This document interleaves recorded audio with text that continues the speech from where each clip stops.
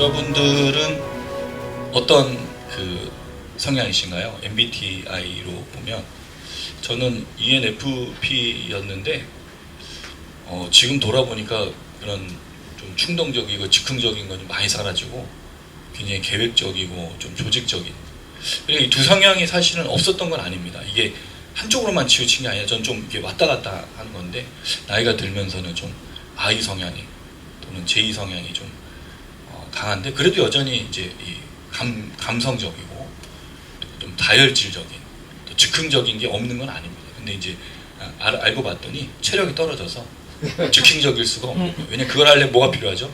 에너지가 필요하니까. 또 이제 나이가 든다는 게 그런 것 같아요. 그런 마음은 있는데 잘 안 되죠. 즉흥적이고 싶지 않습니까? 우리도 뭐 막 나가서 막 먹자하다가 바로 그냥 슉 이게 수그러들고, 젊었을 때는 이게 그래 뭐야 막 이게 되는데, 나이가 들면 귀찮은 거예요. 귀찮고. 그러니까 이게 사실은 모두가 비슷한 성향을 갖고 있지만 그 성향으로 굳어져 가는 거죠. 제가 이렇게 이제 말씀드린 게 꼭 MBTI만이 아니라 우리가 이런 성향들을 통해서 내가 뭔가 그 리액션, 반응을 할 때를 좀 생각해 보려고 하는 겁니다. 반응을 어떻게 하냐 이거죠. 여러분은 감성적으로 반응하세요? 이성적으로 반응하세요? 그러니까 이게 뭔가 반응을 하는 어떤 것들에 대한 차이를 이룬다는 거죠. 감성적인 반응을 하면 느낌, 또 감동을 굉장히 중요하겠죠. 이성적인 건요, 지적인 깨달음과 뭔가 변화들을 생각해 보는 거죠. 그러니까 이게 둘 다 나쁘다는 게 아니라 무엇인가 일어났을 때 어떤 반응을 보이는가에 따라서 뭐로 나가냐면 결론이, 그게 적용인 거잖아요. 그래서 나는 오늘 이걸 느꼈어. 그럼 느낌으로 이제 가는 거죠. 난 이걸 깨달았어. 난 이걸 알았어. 그럼 안거로 나가는 거죠. 사실 이 두 가지가 다 필요한 겁니다. 그럴 때 오늘 본문에 바벨론의 멸망을 바라보는, 또 그것을 보고 있는 사람들의 세 가지 반응이 있어요. 그러니까 세 가지가 아닙니다. 사실은 세 부류, 세 사람들의 반응이죠. 근데 반응은 다 똑같아요. 근데 이게 뭘 보고 있느냐면 심판을 보고 있는 거잖아요. 그 바벨론의 멸망을 보고 있지 않습니까? 근데 이것에 대해서 이 세 종류, 첫 번째는 땅의 왕들, 두 번째는 땅의 상인들, 세 번째는 바다에서 일하는 사람들, 이 세 부류 나눠볼 수 있는데 동일한 반응을 해요. 이 반응을 보면서 우리는 어떻게 반응해야 됩니까? 하나님의 역사, 하나님의 말씀, 하나님께서 이루시는 일들을 우리는 어떻게 반응하는가를 질문하고 싶은 거예요. 그리고 이 말씀을 통해서 우리가 어떻게 반응해야 될지, 그리고 어떤 삶으로 살아야 될지를 함께 고민해 보고 싶은 게 오늘 말씀입니다. 오늘 말씀은 첫 번째로는 7절의 내용을 보시면 하나님이 심판을 다시 명령하시는 내용이 나와요. 근데 이게 사실은 원래 앞선 6절에 연결된 거죠. 바벨론이 왜 그 심판을 받아야 되는지를 7절에서 설명을 또 해줘요. 근데 이게 사실 핵심입니다. 왜 바벨론이 심판을 받아야만 되느냐, 아주 핵심적인 사건입니다. 그리고 나서 7절 맞죠? 그 다음에 8절에 이 재앙이 누가 주는 건지를 설명해요. 여기 하나님이 등장하시죠. 그래서 그럼 7절과 8절은 굉장히 중요한 겁니다. 이 바벨론의 심판과 땅의 왕들, 땅의 임금들, 그리고 땅의 바다에 사는 사람들의 이 반응에 대해서 아주 중요한 이 두 구절, 7절과 8절은 그래서 굉장히 중요합니다. 그리고 나서 9절부터 19절까지는 긴 구절로 왕들과 상인들과 바다에서 일하는 사람들의 반응이 이제 나타나요. 그러니까 이게 오늘의 전체적인 본문의 내용이 되겠습니다. 요거를 이제 좀 구분해서 좀 생각을 해볼 건데, 첫 번째로 7절을 읽어보면 바벨론이 왜 멸망했는지를 설명해줘요.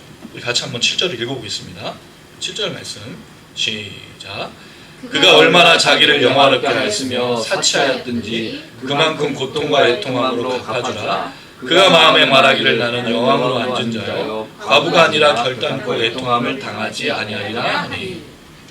이게 왜 중요하냐면 우리가 앞서서 바벨론이 음녀이고 성도들의 피와 예수의 증인들의 피를 마신 그런 잔혹함들, 핍박들, 그 다음에 13장에서부터 온 큰 불군요, 바다에서 나온 사람, 나온 짐승, 땅에서 올라온 짐승의 우상 숭배, 그리고 짐승의 표를 받는 것에 대한 얘기를 했었죠. 근데 여기에 이 핵심적인 얘기를 해요. 그럼 결국 왜 바벨론이 이 일을 했느냐, 그걸 지금 말해주는 거죠. 뭐라고 그랬냐면 얼마나라는 말은 뭐뭐만큼 많이, 이런 뜻이거든요. 그러니까 자기가 영화롭게 사치롭게 한 만큼 많이 고통과 애통함으로 갚아줄 것이다라는 얘기거든요.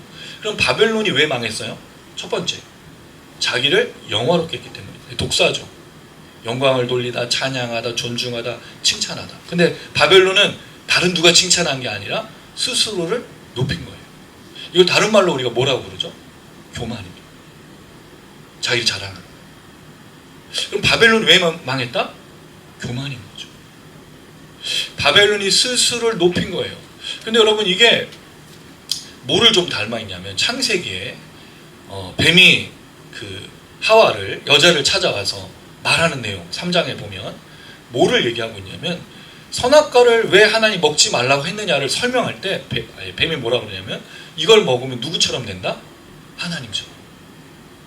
이게 뭐죠? 이게 하나님과 같이 된다는 말이 교만이잖아요. 그리고 사실 이게 우상인 거죠. 나를 어떻게 높이는 거야? 하나님의 대열에 이르는 거예요. 바벨론이 왜 멸망했다? 첫 번째, 교만했기 때문에.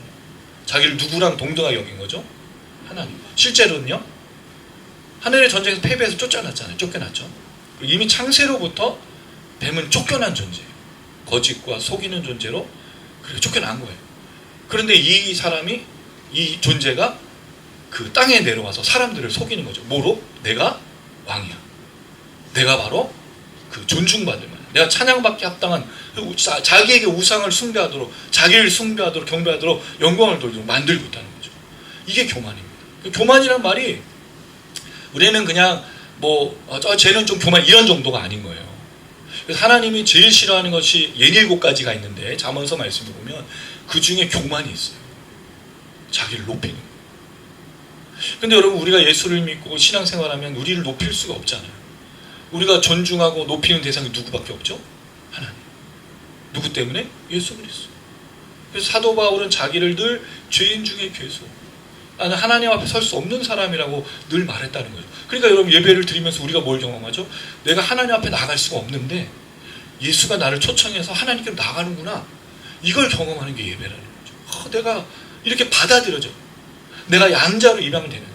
그러니까 우리가 교만할 수 없는 거예요. 이 사단, 마귀, 바벨론은 자기를 높이고 있는 거예요. 자, 두 번째, 자기를 높이는 사람들의 특징이 있어. 뭐라고 되어 있죠? 사치. 여기는 좀 사치라는 말을 썼는데, 이 단어가 요한계시록에는, 요한계시록에만 2번 나와요. 사치하다, 호화롭게 살다, 제멋대로다. 그러니까 사치라는 말을 다른 말로 하면 호화롭게 사는 거예요. 여러분, 이게 부자들, 돈 많은 사람들이 뭐 요트 하나에 4억짜리 뭐 이런 거, 차, 그게 호화롭게 사는 거잖아요. 교만의 특징이 항상 뭐랑 연결되어 있다? 사치와 연결되어 있는데, 스트레니아오라는 동사예요. 자, 근데 예수님이 이 땅에 사는 동안 어떤 삶을 사셨죠? 머리 누울 곳조차 없는, 아무도 환영해 주지 않는. 그래서 예수님의 옷이 한 번도 뭐라고 등장한 적이 없어요. 예수님의 옷은 딱 한 번 갈아입은 적이 있어. 물론 갈아입으셨겠지만 죽으신 이후에 세마포. 예수님의 옷이 한 번도 강조된 적이 없었죠. 한 번 있긴 하지. 로마 군병들이 예수님 속옷이 통으로 짜져 있는 걸 보면서 이거 어떻게 짠 거지? 그걸 제비뽑게 속옷을 가지려고 싸우는 그런 거 외에는 예수님이 늘 배고프셨잖아요. 호화로운 삶을 산 적이 없어요. 그래서 여러분, 악의 특징이 뭐다? 첫 번째, 사치. 첫 번째 교만, 두 번째 사치, 호화로움. 이걸 보면서 제가 생각나는 사람이 있었어요. 최근에 신천지 이만희. 이 신천지 이만희가 얼마나 웃긴 놈이냐면, 자기의 전원 주택을 만들어서 살잖아요. 근데 필리핀이나 이런 외국에 나가면 경찰을 돈을 주고 매수해서 대통령처럼 퍼레이드를 해요. 그래서 대통령이나 뭐 외국에 국빈이 오는 것처럼 막 사람들이 도연할 거 아니에요. 근데 알고 봤더니 신천지 이만희. 근데 그게 외국에서만 하는 게 아니라 우리나라에서도. 그때 대구에서 항상 그 수료식을 하는 것 같아요. 거기 이제 갈 때. 원래 경광등이나 이런 거는 경찰이나 이런 거에 관련된 공무원들을 아니고선 쓸 수가 없는데, 그런 차로 도열해서 헬기도 있어. 뭐하죠? 교만하지, 사치스럽죠, 호화롭죠. 또 하나, 이걸 보면서 느낀 게 하나 있어요. 최근에 대형교회 목사님들 중에 이런 목사님들이 있어. 뭘 하냐면 자기를 찬양하는 노래를 만들어서 성도들이 불러. 그런 교회가 2교회가 있어요. 다른 교회도 있겠지만 언론에 나온 건 2교회예요. 목사님을 찬양하는 노래를 불러 성도들. 깜짝 놀라지 않아요? 사단의 특징이 뭐라고요? 첫 번째 교만, 두 번째 사치입니다. 이것도 오해하면 안 돼. 호화롭게 사는 게 나쁜 거냐? 그 얘기를 드린 게 아니에요. 뭐가 없는 거죠? 하나님이 없는 삶을 말해요. 명품 가방을 그 목사님 명품 가방을 사야 돼요. 명품 옷을 이걸 얘기하는 게 아니에요. 악의 특징이라는 거죠. 악은 교만하고 사치롭고 호화스럽다는 거죠. 이게 이제 그의 멸망의 이유입니다. 그러니까 하나님 뭐로 갚으라고요? 고통, 애통함. 그 바벨론에겐 남겨진 게 뭐 있어? 호화롭고 교만하게 하나님 앞에 살았기 때문에 고통과 애통함으로 살 것이다. 이게 굉장히 여러분 되게 희한한 얘기예요. 이 땅에 사는 동안 호화롭고 교만하고 사치스럽게 사는 자에게 주어진 건 고통과 애통함밖에 없다는 겁니다. 그럼 여러분 우리가 가난하게 살아야 되느냐? 그 문제가 아닙니다. 여기에 핵심적인 내용이 뭐죠? 하나님이 없는 삶을 살면서 호화롭기를 바란다는 거죠. 하나님께 영광 돌리지 않는 삶을 살면서 나에게 모든 것을 주고자 한다는 거죠. 여러분 이게 부자와 거지 나사로의 삶 아니겠습니까? 이게 이 땅을 살아가는 악의 특징 아니겠습니까? 그렇게 부자화 되고 교만하게 되고 호화롭게 살아갈 때 어떤 일이 벌어지죠? 불법과 불의와 부도덕과 몰상식과 그런 것들을 추구할 수밖에 없게 된다는 거죠. 그랬을 때 갚아주라. 그럴 때 이렇게 얘기합니다. 놀라운 건 바벨론이 왜 교만하고 왜 사치로우냐를 이렇게 설명해 주는데요. 나는 여왕으로 앉은 자여 과부가 아니라 결단코 애통함을 당하지 아니하리라. 이게 무슨 뜻이죠? 나는 여왕이라는 거죠. 그리고 나서 이어진 얘기가 과부가 아니라는 거죠. 나는 여왕의 힘을 갖고 있기 때문에 결코 과부가 될 수 없다는 뜻이에요.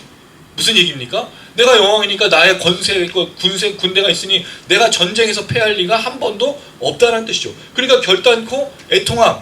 무슨 얘기예요? 너에게 내가 고통과 너에게 애통함을 내가 주겠다고 말한 그 하나님 앞에 내가 그럴 리가 없다라고 자신만만한 게 사단이고 바벨론이고 음료이고 악한 것들의 특징이라는 거죠. 무슨 얘기입니까 여러분? 하나님을 두려워하지 않아요. 교만의 다른 말은 하나님을 두려워하지 않는다는 거죠. 그리고 뭐 한다고요? 하나님 두려워하지 않으니까 어떻게 살아? 호화롭게 사는 거죠. 사치를 부리는 겁니다. 이건 굉장히 중요한 얘기를 하고 있는 거예요. 말세에 특별히 디모데후서 말씀 3장의 1절에 보면 말세에 사람들이 자기를 사랑한다고 되어 있어요. 하나님을 두려워하고 하나님을 사랑하는 게 아니라 자기를 사랑해요. 호화롭고 사치롭게 살길 바래요.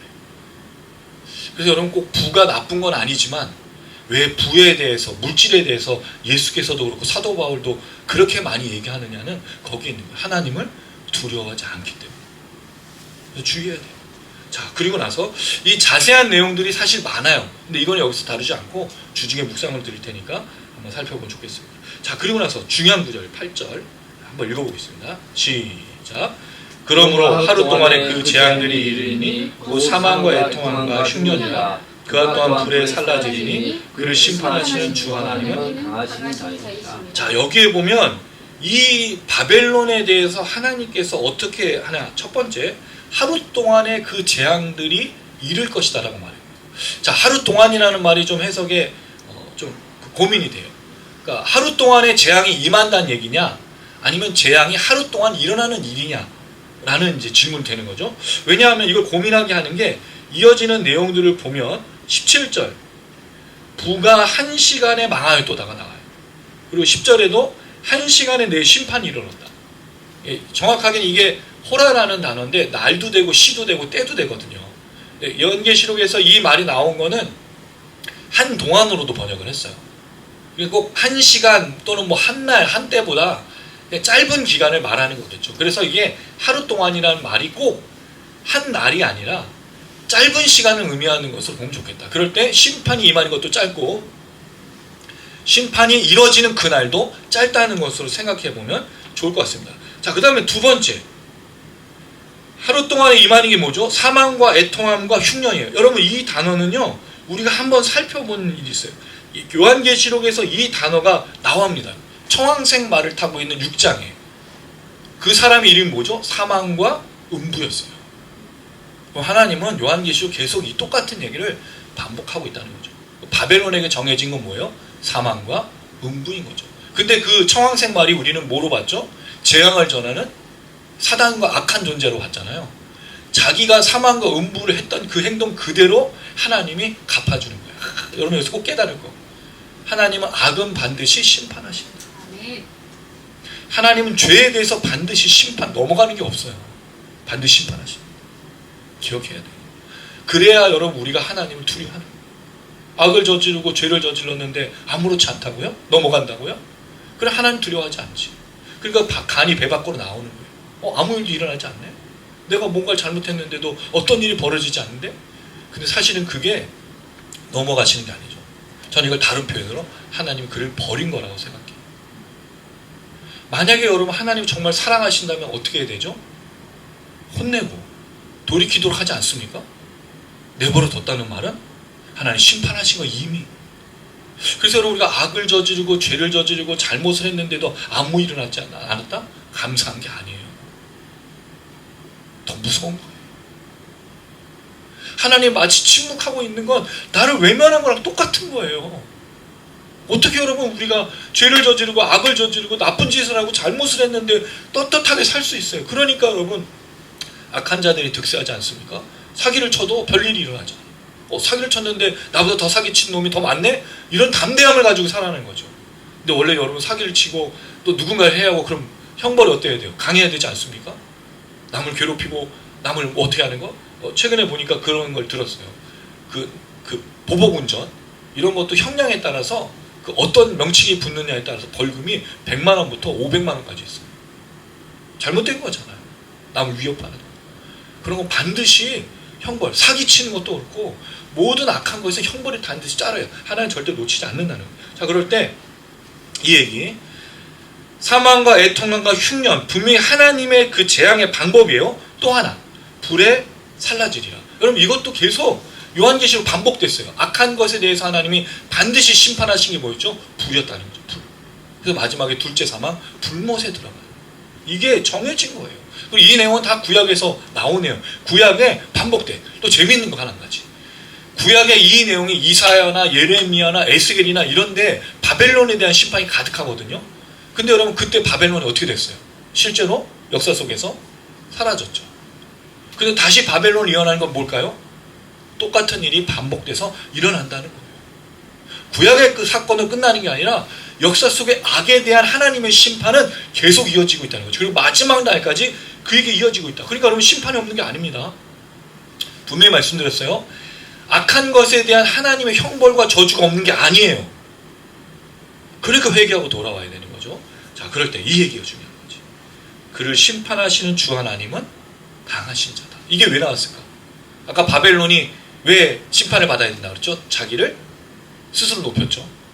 그러니까 자기가 이 세상의 왕이고 모든 거니까 호화롭게 꾸미고 자기를 치장하는 거잖아요. 그런데 실제로는 누가 왕이라는 거예요? 하나님이. 할렐루야. 이 얘기를 하는 거예요. 바벨론이 아무리 왕이고 바벨론이 아무리 모든 걸 잘하는 것 같아도 진짜 왕은 하나님이라. 하나님 가만 안 두신다는 거예요. 너의 그 악에 대해서, 너의 그 불법에 대해서, 너의 그 불의에 대해서 반드시 심판하시는 그 하나님, 그 하나님이 바로 강하신 자. 이 강하신 자라는 말이 힘센 전사 할 때도 나왔고 강력한 전사에 관련된 거. 강력한 하나님이시죠. 그래서 반드시 하나님이 심판하신다라고 말합니다. 자, 그리고 나서 이제 먼저 9절부터 왕에 대한 반응들이 10절까지 이어지는데 요거는 그냥 읽지 않고 같이 설명으로 넘어갈게요. 9절에 보면 왕들에 대한 설명이 나와요. 음행하고 사치하던. 음행이라는 말은 깊은 관계를 맺었다는 거죠. 우상숭배했다는 거죠. 그리고 사치했어. 이게 중요해요. 바벨론과 함께 이 왕들이 깊은 관계를 맺으니까 뭐가 따라온 거예요? 부가 따라온 거예요. 돈이 있어야 사치하잖아요. 그렇죠? 그러니까 바벨론을 막 숭배하고 바벨론을 따랐더니 바벨론이 뭘 준 거예요? 지금 음녀가? 부와 물질을 준 거야. 자기를 따라서 하니까. 여러분 이게 그런 거 아닙니까? 악한 자가 자기를 다른 자에게 포섭을 해서 같이 돈을 막 주고 함께 악한 일을 벌이고 이렇게 공범을 만들어가는 과정. 그 얘기를 하는 거예요. 이 왕들이. 그런데 불탄 연기를 봤어. 왜냐하면 하나님 뭐로 살게 한다 그랬죠? 불로 살해간다니까 바벨론이 지금 불타고 있는 거예요. 그걸 이 왕들이 봤어요. 그러니까 반응이 뭐죠? 울고 가슴을 쳐. 그럼 결국 바벨론과 연합했던 이 왕들이 뭘 하고 있는 거예요? 바벨론의 무너짐과 바벨론의 멸망을 보면서 가슴을 치면서 우는 거예요. 자, 여러분 이 장면만 보면 얼마나 통곡하는지 알겠죠? 얼마나 이들이 이 바벨론에 대해서 슬퍼하는지 아시겠죠? 진짜 그렇게 울면서 가슴을 쳐. 자, 그런데 여기에서 10절 이건 한번 읽어볼까요? 10절 시작. 그의 고통을 무서워하여 멀리 서서 이르되 화이토다 화이토다 큰 성 경관성 바벨론이요 한 시간에 내 심판이 이르렀다 하리로다. 자, 이게 왜 중요하냐면 그의 고통을 무서워해. 왜 무서워하죠? 바벨론이 무엇 때문에 심판받는지 알잖아요. 그리고 그 고통이 누구에게 온다는 거죠. 이제 나에게도 동일하게 떨어질 것을 알고 있는데 여기서 중요한 거 멀리 서서. 멀리 가면 아포라는 전사인데 모모로부터 떨어져서거든요. 거기에 또 멀어진 뭐 이렇게 벗어난 이런 전치사를 썼어. 그래서 진짜 멀리서 이 불을 딱 보면서 아 바벨론을 막 울며 가슴을 치는 거예요. 자, 이것만 보면 이 왕들이 과연 진짜 바벨론의 그 불탐을 무서워하고 정말 슬퍼하고 있는가 하는 생각이 드는 거죠. 자, 여기까지 던지고 또 좀 이따가 화이토다 화이토다 이거는 요한계시록에서 여러 번 나오는데 오늘 본문에 굉장히 반복돼요. 먼저 땅의 왕들도 화이토다 화이토다 얘기하고 그 다음에 땅의 상인들 바다에 사는 자들 공통적으로 다 화이토다 화이토다. 화이토다가 뭐죠? 이런 일이 어떻게 벌어지냐를 말하는 거예요. 저주로다. 안타깝도다. 슬프다다. 이런 뜻이 아니겠습니까? 그럴 때 이들이 말합니다. 큰 성 견고한 성 바벨론이요. 누가 견고한 거죠? 바벨론이 견고해요? 하나님 견고하시잖아요. 근데 이 성이 한 시간에 심판이 이뤘어. 얼마나 무서운 일이에요. 여러분 큰 성이 다 불타고 무너지고 있는 걸 봤잖아요. 그런 걸 보고 있는 왕들이 저 멀리서 불타는 걸 보면서 이야 이게 어떤 일이냐. 너무 무섭고 두려운 일이다. 안타깝구나 슬퍼하구나 있구나 라고 말하고 있다는 거. 그게 끝이에요. 여러분 정말 슬픔을 공감하고 애통을 공감하면 어떻게 해야 돼? 찾아가지 않습니까? 멀리 서서 가슴을 치며 운다고요? 이건 동참하는 게 아니지. 자, 여기까지. 자, 그 다음에 땅의 상인들이 나와요. 11절. 자, 11절 한번 또 읽어볼게요. 시작. 땅의 상인들이 그를 위하여 울고 애통하는 것은 다시 그들의 상품을 사는 자가 없습니다. 자, 땅의 상인들도 똑같이 어떻게? 울고 애통해. 여기 나온 애통은 앞에 있는 가슴을 치면 다른 단어예요. 자, 슬퍼하는 거예요. 자, 근데 이게 왜 반복되죠? 하나님이 사망과 고통과 애통함을 준다 그랬잖아요. 그대로 이들이 당하는 거죠. 자, 그런데 땅의 상인들도 울어요. 애통해요. 근데 우는 이유가 뭐야? 결단코 상품을 사는 사람이 없기 때문에 울고 있어. 왜죠? 상인들이 누구 때문에 지금 부를 축적했고 누구 때문에 지금 살아가게 됐어요? 바벨론이잖아요. 바벨론이 뭐해서? 교만하고 호화스러우니까. 얼마나 호화롭게 그 모든 것들을 고급품들, 인류품들만 그 최근에 여러분 그 사람들 알지 않습니까? 명품만 입고 다니고 그런 사람들 그렇게 한 거예요. 그 땅의 상인들이 슬퍼, 안타까워. 이 바벨론의 멸망을 보면서 너무 괴롭고 슬픈데 뭐 때문이다? 다시는이 아니라 결단코입니다. 결단코 이 상품을 살 사람이 없어졌다고. 그냥 이들의 고통은 바벨론의 불탄과 바벨론에 막 멸망하는 게 아니야. 내가 상품을 팔 대상이 없어졌어. 왜죠? 지금 내가 저들에게 팔려고 이 창고에다가 상품을 다 사놨는데 모든 물품을 준비해놨는데 엄청 빌려서 또 하고 샀을 거 아니에요. 근데 지금 이거 없어졌으니까 고스란히 이거 내 몫이잖아. 이 상인들의 절규, 이 슬픔. 그러니까 이게 진짜 슬픔이겠네. 그럼 왕들은 왜 슬퍼했을까? 왕들의 슬픔은 단 한 가지입니다. 바벨론과 함께 사치를 못 즐기기 때문입니다. 여러분 저는 이게 마지막 시대라는 생각이 들어요. 우리의 슬픔과 우리의 고통과 애통이 어디로부터 오느냐? 내가 못 즐기니까 화가 나고, 내가 누리지 못하니까 더 화가 나고, 내가 아무것도 없으니까, 그리고 내가 지금 뭔가 하려고 애쓰고 수고했는데 그 존재가 사라져 버리니까 괴롭고 슬프고 애통하는 거예요. 여러분 이게 진짜 슬픔일까요? 왜냐하면 이들이 뭐를 나열해 이제? 이게 재밌는 거예요. 상품을 팔 자가 없으니까 주저리 그걸 얘기하는 거죠. 여러분 이게 왜 그렇지 않습니까? 내가 어렵고 힘들면 다 이걸 막 말하고 싶잖아요. 그 얘기를 하는 거예요. 12절. 금과 은과 보석 이거 왜 얘기해? 내가 창고에 쌓여서 이걸 팔았는데 이제 못 팔게 됐으니까. 야, 그래서 성경이 참 재밌는 거예요. 얼마나 이게 사람이 민감하고 사람들의 얘기를 그대로 갖다 쓰고 있는 거죠. 그러니까 이 상인이 들어보십시오. 내가 지금 금과 은과 보석과 진주, 이게 여러분 다 값비싼 보석들 아니에요? 세마포, 자주옥감, 비단, 붉은 옷감 다 뭐야? 비단과 이런 건 다 실크잖아. 고급스러운 옷. 누가 샀던 거야? 사치스러운 고아스러운 사람들이 살할 거 아니야. 내가 이게 쌓였어. 향목이란 말은 고급 목재예요. 뭐 했을까? 가구. 그럼 이 사람들이 옷과 또 자기 치장하는 것들, 그 다음에 배치된 가구들, 고급스러운 거 쓸 거 아니야. 그 얘기야. 자, 그 다음에 상아 그릇. 그릇이 뭘로 돼 있어요? 코끼리 상아로 돼 있어. 얼마나 값진 걸까? 그 다음에 값진 나무, 구리, 철, 대리석. 대리석 그릇. 야, 이게 누가 쓰는 거예요? 왕들과 고관 대작들이 쓰는 거 아니에요? 그런 것들, 각종 그릇들을 왜 말해? 이걸 왜 말할까요, 여러분? 이걸 못 팔고 있으니까, 이걸 살 사람이 없으니까, 내가 이걸 팔아왔는데 이제 못 팔게 됐으니까 말하고 있는 거예요. 자, 그 다음에 13절. 계피 향신료죠? 향료도 먹을 때 쓰는 거는 향과 관련된 거, 또 유향, 향료, 유향, 포도주, 감람료, 다 고급스러운 거. 여러분 생각해서 이게 일반 천민들, 일반 평민들 이런 걸 다 먹고 살 수 있었을 때였어요? 그렇지 않잖아요. 누구만 누릴 수 있는 거야. 고운 밀가루, 이 고운 밀가루라는 거, 밀가루도 고운 게 있나 봐. 아주 그 조직을 잘 갈아서. 대부분 다 밀가루가 고운 밀가루가 아니에요. 지금이야 뭐 기술이 발달해서 뭐 싸게 살 수 있지만 그 당시에는 아니었을 거 아니에요. 밀. 자, 여기 소는 사실은 소라는 단어보다 가축이라는 뜻입니다. 그 다음에 양. 소라는 단어로 직역하기보단 가축으로 보는 게 더 좋아요. 소라는 단어는. 그 다음에 양. 그 다음 말, 술의 종들이 나와. 말, 술의 종들. 여러분 이게 좀 아쉬운 게 있어요. 요한계시록을 보면 콤마가 있어요. 콤마는 묶어주는 거고 마침표가 있어요. 근데 다 무시해버렸어요. 여기서. 콤마가 어디서 끝나냐면 양과에서 끝나. 여기까지 묶여있는 거고 말과 수레 종들도 묶여있는 거야.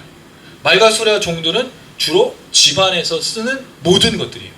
그럼 결국 이 사람들은 뭐까지 파는 거예요? 말도 팔고 수레도 팔고 종들까지 다 파는 거죠. 자, 그 다음 마지막 사람의 영혼. 이게 네페시인데 네페시 푸시케라는 그 헬라어인데 숨, 영혼 뭐 그래요.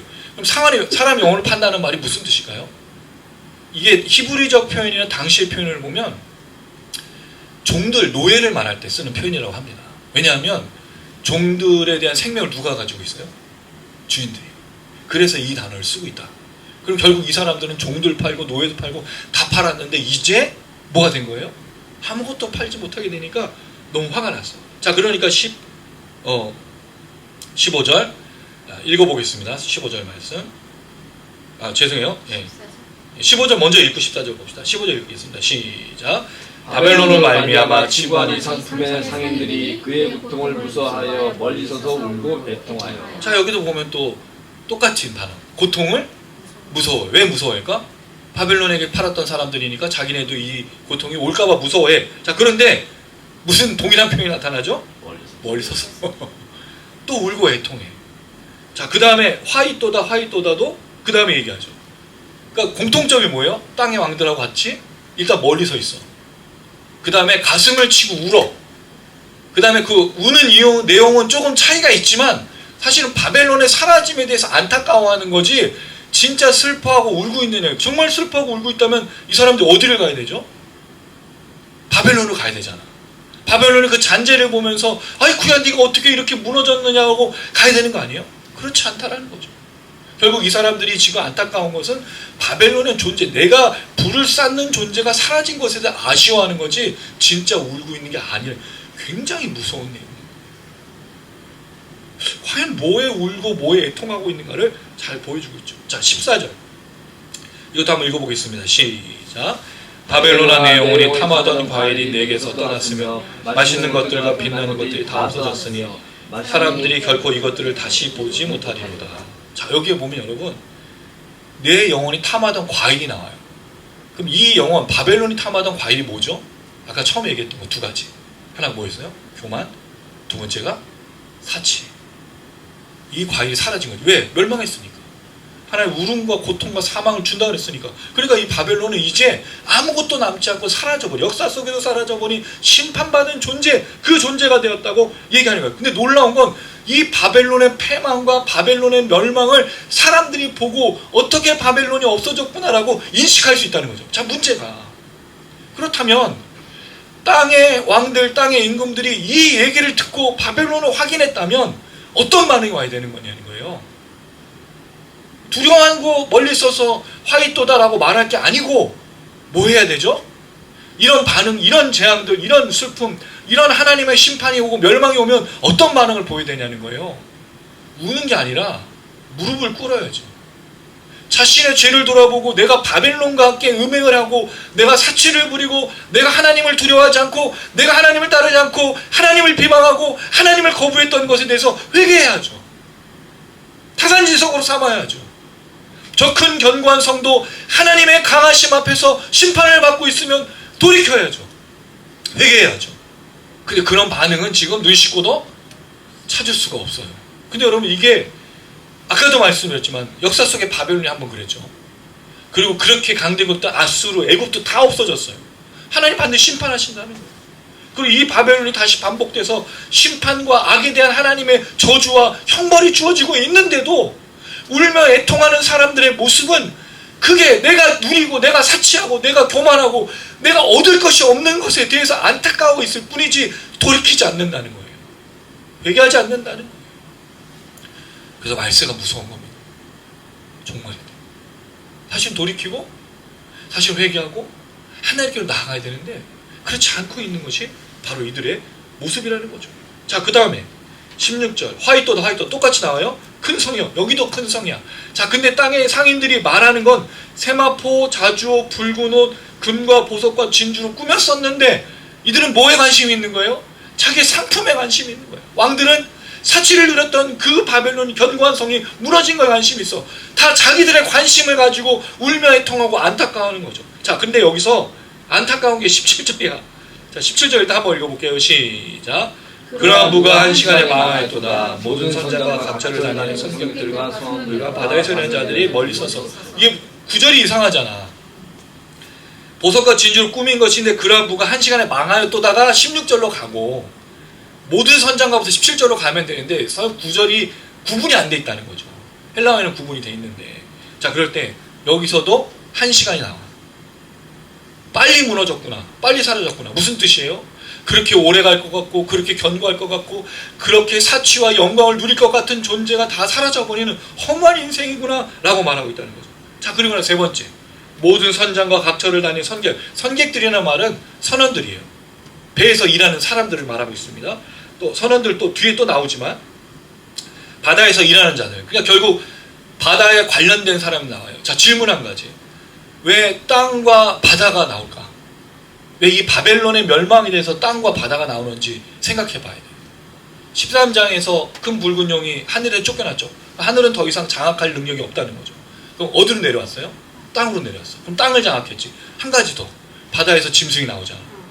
그럼 땅과 바다는 하늘을 제외하고 있는 악의 영역들, 그러니까 악한 개가 그 존재해서 여기 다스린다는 말이 아니라 아직 하나님이 회복하지 않으신 채로 내버려 둔 곳을 땅과 바다를 볼 수 있다는 거예요. 그래서 바다가 나와요. 바다의 모든 사람들이 지금 얘기합니다. 자, 동일하게 등장하는 또 뭐가 있어요? 17절 마지막에 멀리 서서. 이게 핵심인 거예요. 멀리 서서. 여러분 이게 신앙에서 제일 중요한 거야. 우리에게 도전하는 거예요. 조금 이따 설명드릴게요. 멀리 서서. 자, 그 다음에 18절 불타는 연기를 보고 외치죠. 이 큰 성과 같은 성이 자, 바다에 사는 사람들이 지금 뭐를 얘기하고 있냐면 13장에 바다에서 나온 짐승이 큰 칼에 죽을 뻔한 상처에서 나은 다음에 치유가 됐을 때 이 바다에서 나온 짐승을 사람이 찬양하잖아요. 경배를 돌리잖아요. 그때 한 말이 뭐예요? 이 짐승과 같은 것이 있겠는가? 누가 이 짐승과 싸워 이긴 이걸 바다에서 나온 사람들이 말하고 있다는 거죠. 사람들은 여전히 이 바벨론과 이 큰 붉은 용 음녀를 추앙하고 경배하고 따르고 있다는 거죠. 아주 지독하게 따르고 있다는 거예요. 자, 그랬을 때 이 큰 성과 같은 성이 어디 있느냐 하면서 자, 19절 읽어봅니다. 시작. 티끌을 자기 머리에 뿌리고 울며 애통하며 외쳐 이르되 화이토다 화이토다 이 큰 성이여 바다에서 배부리는 모든 자들이 너의 보배로운 상품으로 수고하였더니 한 시간에 망하였도다. 심지어 이 바다에서 나온 사람들은 뭐를 하고 있어요? 티끌을 머리에 뿌리고 있어. 이게 사실은 뿌린다라는 표현보다 던지다는 뜻이고 말로라는 뜻인데 흙, 먼지. 그래서 저는 물론 이건 또 너무 좀 많이 나간 것도 될 수 있는데 흙이라는 단어, 여기 나오는 그 내용들이 창세기와 연결된 게 많아요. 이 과일도 사실은 우리가 뭐를 생각할 수 있죠? 선악과. 그게 선악과의 의미가 뭐예요? 하나님처럼 되고자 하는 사람들이 먹으려고 했던. 결국 영광을 추구하고 사치와 호화로움을 추구한다는 건 한 가지예요. 교만한 거, 하나님처럼 되고자 하는 그런 거를 따르는데 이 사람들이 그 흙으로 뒤집어 쓰고 있다는 거죠. 흙으로 뒤집어 쓰는 것은 구약에서 볼 때 대부분 다 회개나 극심한 슬픔이 왔을 때 뒤집었어요. 근데 결국에는 이 사람들이 하는 행동은 진짜 슬픔을 애통하는 게 아니라는 것이 밝혀집니다. 왜? 울며 애통하고 화이토다 계속 반복되죠. 큰 성이여 뭐 때문에? 너의 보배로운 상품으로 치부했는데. 바벨론의 죽음이 안타까운 이유가 뭐예요? 네가 없어지고 네가 사라지니까 내가 이제 더 이상 물건을 팔 데가 없다는 것 때문에 이들이 안타까워하고 있다는 거죠. 땅의 왕들, 그다음 땅의 상인들, 바다에서 나온 모든 자들도 다 동일하게 뭘 외치고 있어요? 너가 없어지니까 내가 뭘 할 수가 없다라고 되어진 거예요. 내가 너를 숭배하고 내가 너에게 모든 걸 바치고 너와 함께 모든 걸 누렸는데 이제 아무것도 누릴 수가 없게 됐다는 거죠. 뭐를 두려워하고 있죠? 가난을 두려워하고 있죠. 이들이 두려워하고 있는 게 뭐예요, 여러분? 내가 더 이상 부자로 살 수 없다라는 것 아닙니까? 근데 여러분 이들이 정말 두려워할 게 뭐예요? 바벨론의 멸망을 보면서 바벨론과 음행을 하고 바벨론과 함께 먹었던 그 포도주의 성도들의 피와 예수의 증인들의 피를 먹었던 그 모든 것들을 회개해야지. 그렇지 않으면 심판받는 것을 두려워해야지. 근데 누구도 하나 두려워하지 않고 있다는 거죠. 누구 하나 심판을 두려워하지 않고 있어요. 뭐에 사로잡혀서? 부에, 사치에, 권력과 자기를 높이는 일에 사로잡히다 보니 하나도 보이지가 않는 거예요. 이들이 뭘 추구하는지 너무 잘 알려지지 않습니다. 너무 잘 알 수 있지 않습니까? 이들이 추구하는 건 단 한 가지밖에 없어요. 바벨론 때문에 먹고 살고 부자를 누리고 축적하고 모든 것들을 누리고 이 땅에서 사는 거예요. 그게 불합당한 방법인지 부조리든지 불이든지 불법이든지 상관없어. 뭐 하면 돼요? 먹고 살고 부자를 누리면 되고 나를 채우면 되고 아무 상관없는 거예요. 내가 부자가 된다면, 내가 이 땅에서 많은 걸 누릴 수 있다면, 내가 높아질 수 있다면, 나를 치장할 수만 있다면, 호화롭게 살 수만 있다면 무슨 문제냐? 누구를 두려워하지 않는 거죠? 하나님을 절대로 두려워하지 않는. 그래서 여러분 이 사람들의 특징이 바로 비방이에요. 13장에 바다에서 나온 짐승이 뭐가 있었죠? 그 얼굴 머리에? 하나님의 이름을 신성모독하는 이름이 가득하더라. 그리고 하는 일이 뭐였어요? 하늘을 비방하고 하나님의 사람들을 비방하고 땅에 사는 사람들하고는 전쟁을 벌이려고 하는. 그러니까 여러분 또 하나의 특징. 첫 번째, 이 바벨론 악의 특징이 뭐라고 그랬습니까? 교만. 두 번째, 사치. 세 번째, 비방입니다. 놀라운 거예요. 이 마지막 때 악한 것들의 특징이 사치, 그 다음에 교만, 하나가 또 뭐라고요? 비방, 신성모독. 하나님을 거절하고 거부하고 두려워하지 않고. 그리고 사람들, 하나님을 두려워하지 않는 건 누구를 또 두려워하지 않는다는 거죠? 사람들을 두려워하지 않으니. 그러니까 영혼들의 피, 성도들의 피, 예수 증인들의 피를 먹고 마시면서도 아무 문제가 없는 거예요. 사람을 괴롭히고 사람을 때리고 사람을 구타하고 사람을 죽이고 억압하고 착취해도 전혀 문제가 없어. 뭐 하면 돼? 나만 잘 먹고 내 부만 싸우면 되는 거예요. 저는 좀 안타까운 것이 한국교회입니다. 또 한국입니다. 여러분 대한민국은요, 어려운 시절을 지나면서 그런 의식들이 있었어요. 여러분 들어보죠. 그 옆 사람들, 이웃사촌. 지금 이웃사촌이 없잖아. 지금 CCTV에 담을 쌓고, 물론 치안이 되게 발달된 나라이긴 하지만 얼마나 또 우리 마음이 강팍해졌는지를 보는 게 그게 차예요. 차. 운전하다 보면. 나랑 모르는 사람이면 갖다 들이받고 싸우고 때리고 억압하고 정말 많은 일들이 벌어지고. 그렇지 않았잖아요, 여러분. 누구나 도와주고 손 내밀고. 물론 그렇다고 해서 우리나라가 완전히 다 망한 건 아닙니다. 정말로 좋은 사람도 여전히 많고. 그런데 이 일에 한국교회가 전혀 역할이 없다라는 것이 되게 안타깝다는 거죠. 갈등을, 경쟁을. 그리고 대안학교를 만든다는 것도 의미가 좀 저는 이상해요. 대안학교를 왜 만들죠? 기독교 교육을 한다는 거잖아요. 그리고 이 시대에 하나님의 사람들을 세운다는 건데, 근데 그게 또 하나의 경쟁을 만드는 건 아닙니까? 그건 대안학교가 아니지. 공교육을 강화하고 더 많은 사람이 사회에서 적응할 수 있도록 교회가 돕고 함께 나눠주는 일들이 필요한 거지 다른 것이 아니라는 거죠. 자, 이제 말씀을 좀 맺도록 하겠습니다. 정리해 볼게요.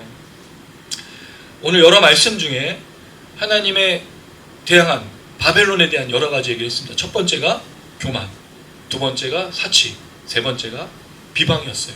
이것들에 대해서 하나님 반드시 심판하신다는 거죠. 왜냐하면 하나님이 거룩하시고 경건하시고 강건하신 위대한 용사시기 때문에 반드시 심판하셔요. 하나님 내버려 두지 않습니다.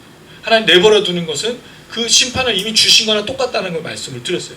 두 번째, 오늘 반응에 대해서 생각해보고 마무리하고자 합니다. 처음에 우리가 어떤 반응을 보일 것인가, 어떻게 말씀을 듣고 어떤 반응으로 살아갈 것인가를 질문을 드렸어요. 여러분, 하나님의 말씀을 듣고 예배를 하고 우리가 성경을 읽고 또 여러 가지 것들을 들을 때 어떻게 반응할 것인가. 오늘 나온 땅의 왕들, 상인들, 바다에서 일하는 사람들 공통적입니다. 첫 번째, 뭐가 공통적이죠? 멀리 서서. 멀리 서 있어요. 가까이 가지 않아요. 무슨 뜻입니까, 여러분?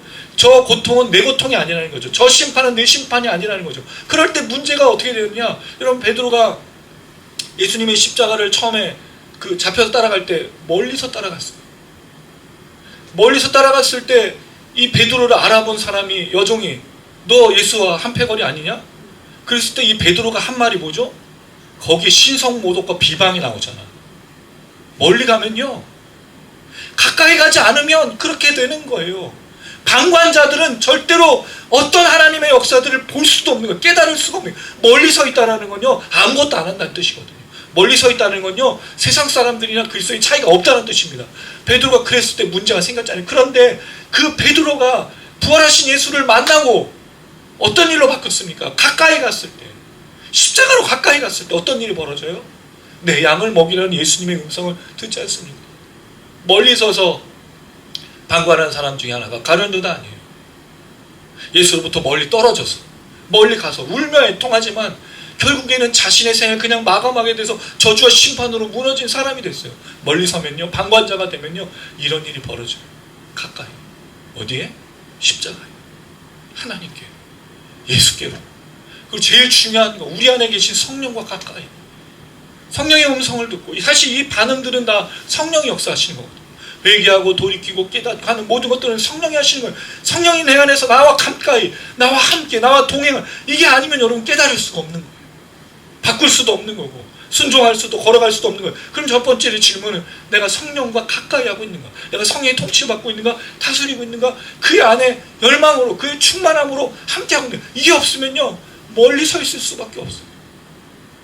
멀리 서서 그냥 일어나는 것을 볼 수밖에 없다는 거죠. 두 번째, 이들도 울며 애통하며 가슴을 치고 심지어 티끌까지 뒤집었어요.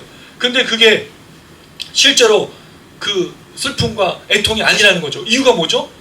내가 이제 치부할 게 없고, 내가 이제 상품을 팔 수가 없고, 내가 너 때문에 이제 부자가 될 수 없었다라는 말. 여러분, 사실 이걸 보면서 욥의 세 친구가 생각났어요. 욥의 세 친구가 욥이 심각한 고통을 당했을 때 와서 뭐라고 하죠? 7일 동안은 아무 말도 하지 않고 같이 울어줘. 거기서 같이 울어. 그 모든 고통에 대해서 함께 동참하는 것처럼 울어. 그리고 나서 7일이 차고 나니 뭘 하죠? 정죄와 비방을 한다는 거죠. 똑같은 거예요.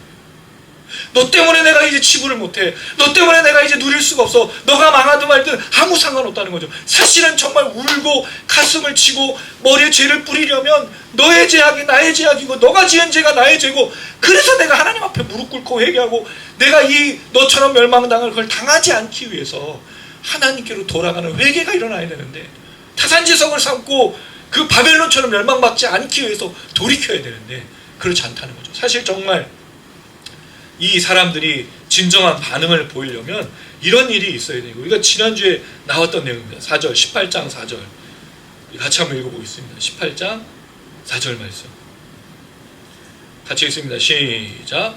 또 내가 들으니 하늘로부터 다른 음성이 나서 이르되, 내 백성아 거기서 나와 그의 죄에 참여하지 말고 그가 받을 재앙들을 받지 말라. 뭐라고요? 거기서 나와야죠. 그냥 이게 들리지 않는 거지. 아무리 울며 가슴을 치고 동참하는 것 같더라도 사실은 돌이켜 거기서 나오는, 그러니까 여러분, 사실 진짜 하나님의 말씀에 리액션, 반응하는 건요, 순종입니다. 순종이 없으면 반응한 게 아니에요. 그건 그냥 우리가 감동한 거지, 감정적으로. 또는 이성적으로 깨달은 거지. 근데 진짜로 하나님의 말씀에 그 말씀을 듣는 것은, 반응하는 건 뭐라고요? 순종입니다. 리액션. 말씀대로 사는 것. 리핏, 반복하는 거, 반복하는. 이게 사실은 진짜입니다. 그런데 이 세 모든 그 사람들은 그렇게 하지 않았어요. 그리고 이 사람들이 하는 게 뭐죠? 화이또다, 화이또다. 이것도 공통적이에요. 또 마지막, 1시간에 내 심판이 이르렀다, 부가 1시간에 망하였도다, 1시간에 망하였도다, 이런 얘기만 하고 있지 실제적으로는 이들은 반응하지 않고 있다는 거죠. 사랑하는 여러분, 하나님의 말씀은 오늘도 울리고 내일도 울리고 매주, 매달, 매시간, 매년 우리 삶에 울려 퍼질 겁니다. 그럴 때 여러분 어떻게 반응하시겠습니까? 감정적으로 또는 감성적으로, 이성적으로, 그게 아니라 순종의 반응으로 우리가 살아내야 됩니다. 그래야 바벨론의 멸망을 보면서 아, 바벨론이 멸망하는 것이 내게 불이익이 되겠구나라고 생각하는 게 아니고, 내가 그걸 보면서 거기서 나와라고 순종하는 삶으로 하나님의 은혜와 구원의 감정으로 살 수밖에 없는 그 삶으로 걸어가야 된다는 거죠. 그래야 여러분 우리가 예배를 드리는 거고, 그래야 우리가 찬양하는 거고, 그래야 진정 하나님의 말씀대로 살아가는 삶으로 걸어가는 겁니다. 그럼 여러분들 되시기를 주님의 이름으로 축원합니다. 아멘.